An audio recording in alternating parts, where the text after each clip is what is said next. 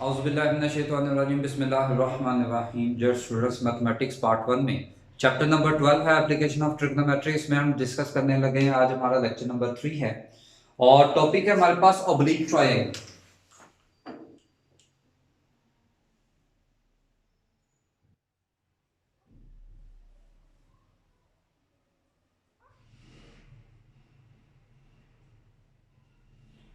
तो सबसे पहले हमें पता होना चाहिए कि ऑब्लिक ट्रायंगल होती क्या है। A triangle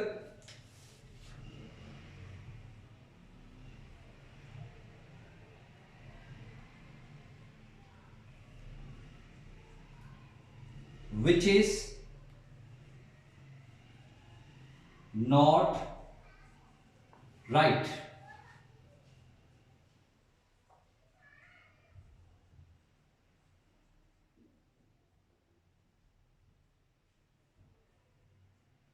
is called oblique triangle।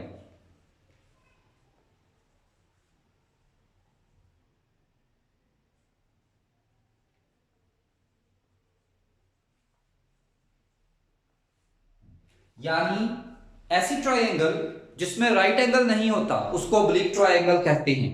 उसके बाद इसके सॉल्यूशन की बात करते हैं। सॉल्यूशंस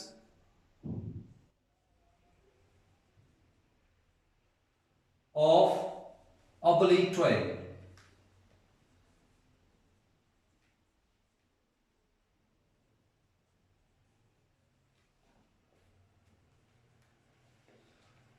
सपोज हमारे पास एक ट्रायंगल है एबीसी। तो स्टूडेंट्स याद रखिएगा, इसमें होंगी sides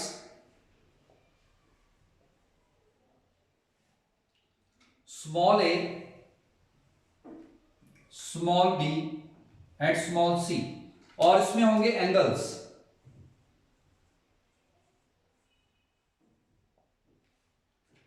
alpha, beta and gamma. और इसमें यूज करेंगे डेफिनेशन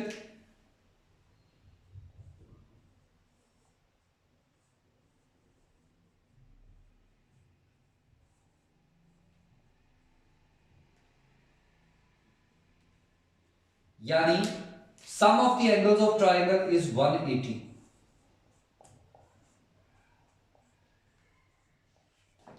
यानी टोटल ट्रायंगल के अंदर 6 चीजें हमारे पास होंगी, जिसमें होंगी 3 साइड्स और होंगे 3 एंगल्स। हमने किसमें से कुछ साइड और कुछ एंगल हमारे पास गिवन होंगे, बाकी के हमने फाइंड करने हैं। और उसके साथ हम ये फॉर्मूला भी यूज करेंगे, alpha plus beta plus gamma is equal to 180, triangle के सॉल्यूशन को निकालने के लिए।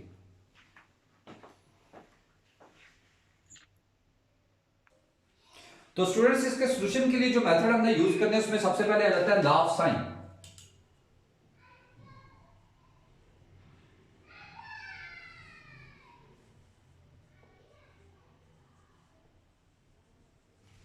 और लॉ ऑफ साइन कुछ इस तरह से होगा, A over sine alpha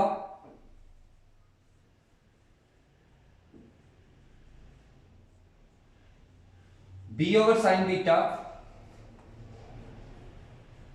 is equal to C over sine gamma.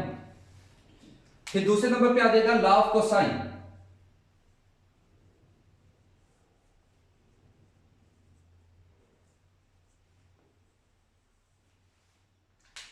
और यह आ जाता है फर्स्ट वाला, इसका result A square is equal to B square plus C square minus 2bc cos alpha. Second number पे आ जाता है B square is equal to A square plus C square minus 2ac cos beta. और third number पे आ जाता है C square is equal to A square plus B square minus 2ab cos gamma.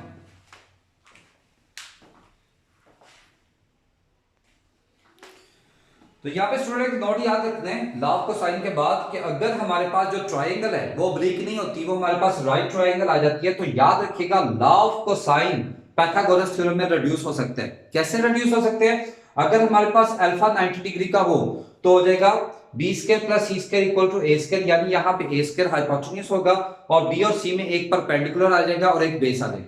उसी के बाद अगर बीटा 90 हो जाता है देन हमारा थ्योरम आ जाएगा C square plus A square equal to B square, और अगर गैमा 90 आ जाता है तो then A square plus B square equal to C square.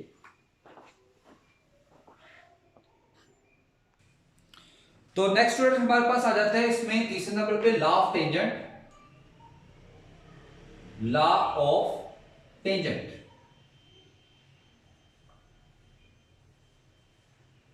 तो लॉ ऑफ टेंजेंट में याद रखिएगा फर्स्ट रिजल्ट इसका होगा a minus B over a plus B that is equal to tan alpha minus beta over 2 over tan alpha plus beta over 2।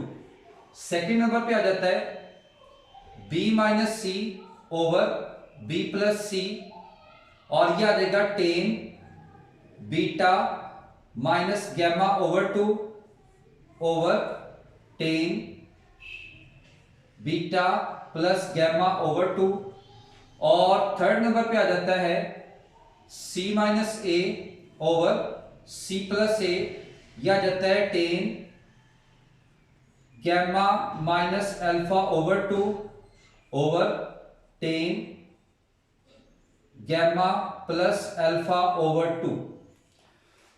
तो सबसे पहले तो मेन ये तीन लॉज यहां पे हम ये देखना चाह रहे हैं कि हमें पता कैसे लगेगा हमने तीनों में से कौन सा लॉ यूज करना है। तो स्टूडेंट सबसे पहले लॉ ऑफ कोसाइन की बात करते हैं। लॉ ऑफ कोसाइन में आप देखिए हर रिजल्ट के अंदर दो साइड और एक एंगल हमारे पास गिवन होगी, थर्ड साइड हमने फाइंड करनी है तो लॉ ऑफ कोसाइन हम यूज करेंगे। अगर दोनों साइड्स और दो एंगल्स हमारे पास गिवन होंगे तो फिर लॉ ऑफ टेंजेंट यूज करेंगे। मैं रिपीट कर देता हूं, अगर दो साइड्स और एक एंगल गिवन हो तो हम लॉ ऑफ कोसाइन यूज करेंगे। वो डिपेंड करता है साइड्स कौन सी गिवन होती है, एंगल कौन सा गिवन होता है। और अगर टू साइड्स और टू एंगल्स गिवन हो तो हम लॉ ऑफ टेंजेंट यूज करेंगे। अगर ये दोनों यूज नहीं हो सकते फिर उस सूरत में हम यूज करेंगे लॉ ऑफ साइन।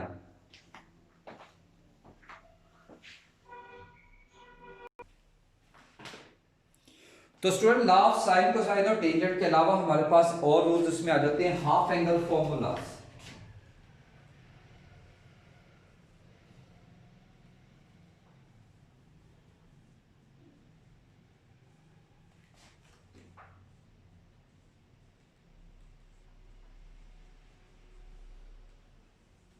जिसमें सबसे पहले आ जाता है हाफ एंगल फॉर्मूला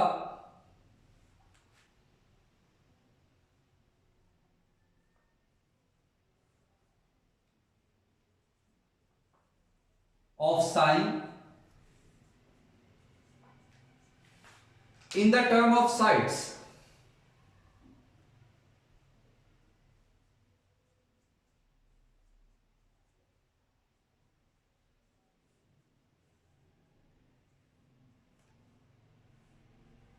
तो यहां पे स्टूडेंट याद रखिएगा फर्स्ट वाला साइन अल्फा ओवर 2 और ये होगा under root S minus B S minus C over B C. और दूसरे नंबर पे आ जाएगा साइन बीटा ओवर 2, यह आ जाएगा under root S minus A S minus C over A C. तीसरे नंबर पे आ जाएगा साइन गैमा ओवर 2 और यह आ जाएगा under root S minus A S minus B over A B. तो यहां पे स्टूडेंट याद रखिएगा एस की वैल्यू हमारी इक्वल होगी ए plus B plus C over 2।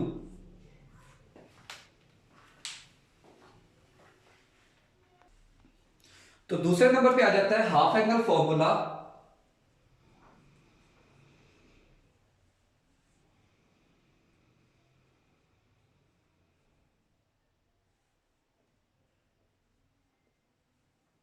Of cosine in the term of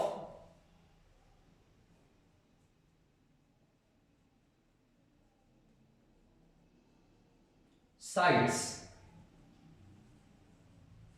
तो यहां पे स्टूडेंट याद रखिएगा, फर्स्ट नंबर पे आ जाएगा cos अल्फा ओवर 2 और ये इक्वल होगा under root s into S minus A over B C, और cos बीटा ओवर 2 यह आ जाएगा under root s into S minus B over A C, और cos गैमा ओवर 2 यह आ जाएगा under root s into S minus C over A B, और इसमें भी s की वैल्यू उसी तरह से यह आ जाएगी a plus B plus C over 2।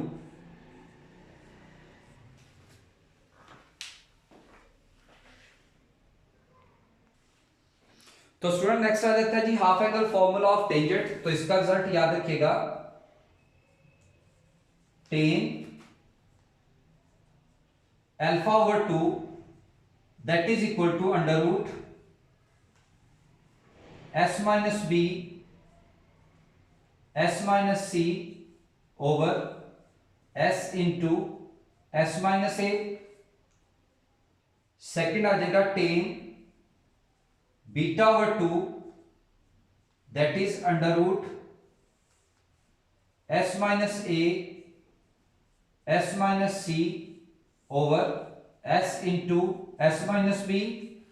तीसरे नंबर पे आ जाएगा tan gamma over 2 that is under root S minus A S minus B over S into S minus C, और s की वैल्यू वही होगी a plus B plus C over 2।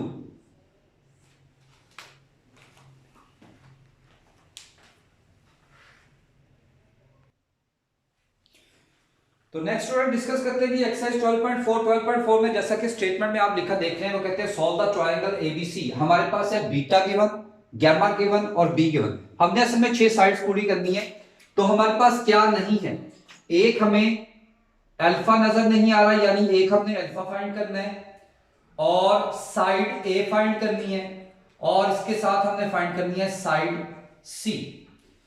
अब student बात करते हैं जी पहले सबसे पहले कि हमने लॉ कौन सा यूज करना है। अब हमारे पास है एक साइड और दो एंगल, जैसा कि लॉ ऑफ कोसाइन देखिए हमारे पास उसमें दो साइड और दो एंगल की वैल्यूज गिवन होनी चाहिए थी, और लॉ ऑफ टेंजेंट देखें तो दो एंगल और दो साइड्स गिवन होनी चाहिए थी, लेकिन हमारे पास है सिर्फ एक साइड, तो पीछे बच जाता है लॉ ऑफ साइन। तो सबसे पहले डेफिनेशन यूज करते हैं कि वी नो दैट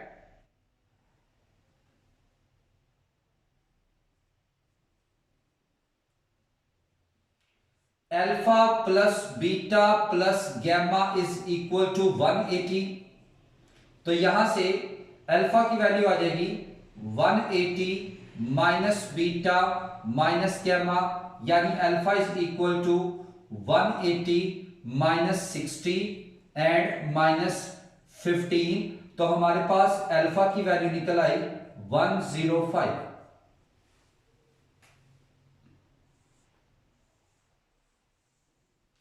तो एक वैल्यू हमारे पास आ गई। उसके बाद बाय लॉ ऑफ साइन, और लॉ ऑफ साइन का फॉर्मूला आप जानते हैं, A over sine alpha is equal to B over sine beta is equal to C over sine gamma. अब दो इक्वालिटीज का मतलब है इसमें हमारे पास दो इक्वेशंस हैं। हम पहले फर्स्ट इक्वेशन को ले लेते हैं, A over sine alpha is equal to B over sine beta. तो जो जो वैल्यू गिवन है वो इसमें पुट कर दें, तो याद आएगा ए ओवर साइन अल्फा की वैल्यू हमारे पास है 105, और बी हमारे पास है अंडर रूट 6, और बीटा हमारे पास है 60।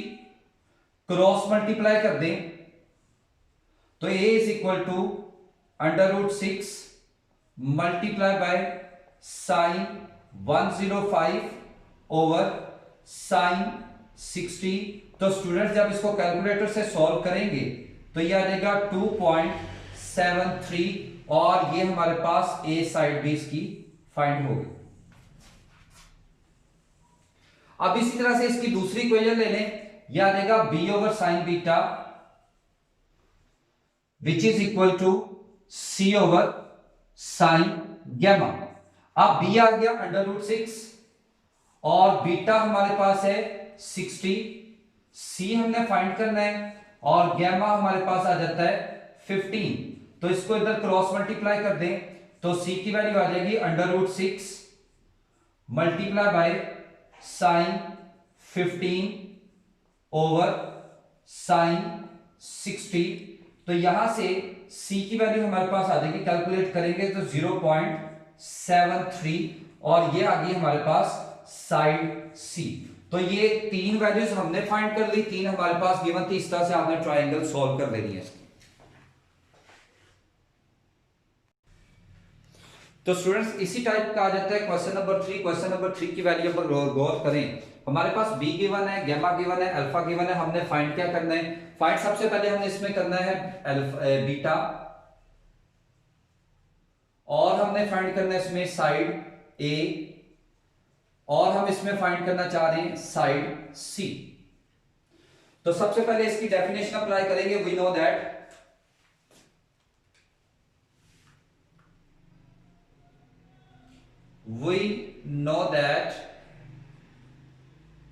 sum of the angles of triangle alpha plus beta plus gamma is equal to 180।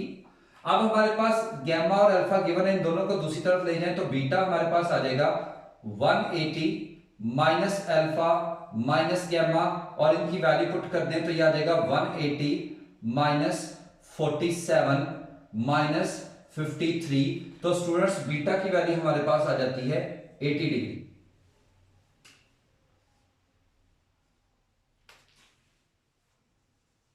उसके बाद उसी तरह से by law of sign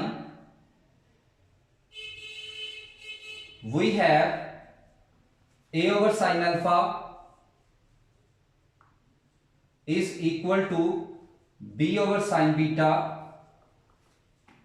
is equal to C over sine gamma. तो फर्स्ट इक्वेशन इसमें से चूज कर लेते हैं। तो A over sine alpha is equal to B over sine beta. तो यहां से ए हमने फाइंड करना है।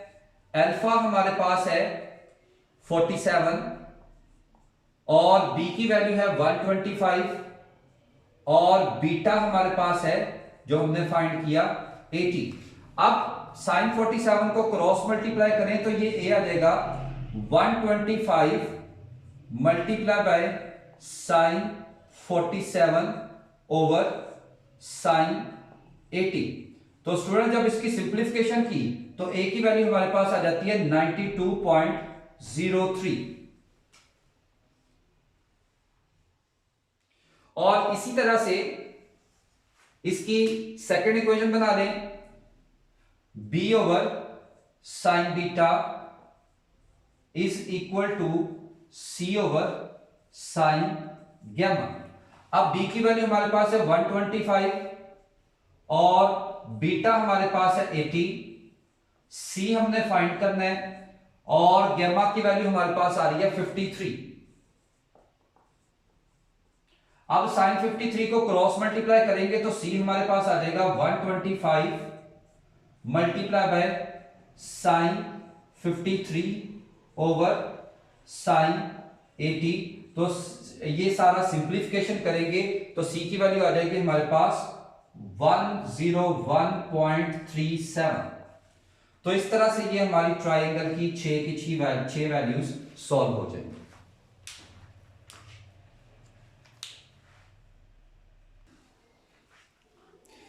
नेक्स्ट स्टूडेंट हमारे पास क्वेश्चन नंबर 5। क्वेश्चन नंबर 5 में हमारे पास ए की वैल्यू 53 है और बीटा हमारे पास 88 डिग्री 36 मिनट है और गैमा हमारे पास है 31 डिग्री 54 मिनट्स। तो हम इसमें सबसे पहले फाइंड करेंगे alpha, then side B and side C. तो स्टार्ट करते हैं उसी तरह से डेफिनेशन से। वी नो दैट, पहले हम बीटा को शिफ्ट कर लेते हैं, याद देगा 88 प्लस 36 ओवर 60। तो बीटा की वैल्यू अगर इसको डिवाइड करें, सिंप्लीफाई करें, तो ये आ जाता है 88.6। और इसी तरह से गैमा हमारे पास आ गया 31 प्लस 54 ओवर 60। तो इसी तरह से गैमा की वैल्यू हमारे पास निकल आती है 31.9। We know that